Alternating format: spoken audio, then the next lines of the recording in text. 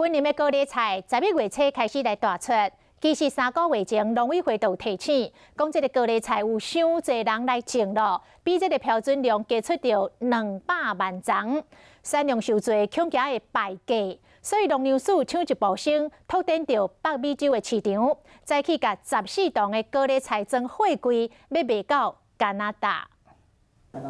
那大了，佮非常细高丽菜，拢装箱进货柜，准备要外销北美洲。这撮高丽菜外销主要是上准加拿大的市场，外销量有14吨。国内行销我们去做，在国内的这些大企业或者是大的行销通路连锁店里面去做促销。第二个加工，第三就是今天我们所做的，就是要外销。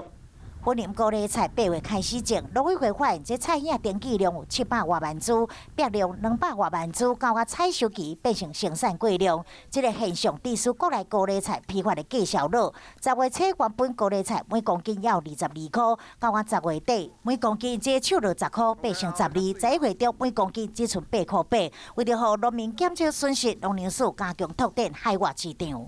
其实我们在这个礼拜一的时候，我们也出口到越南去。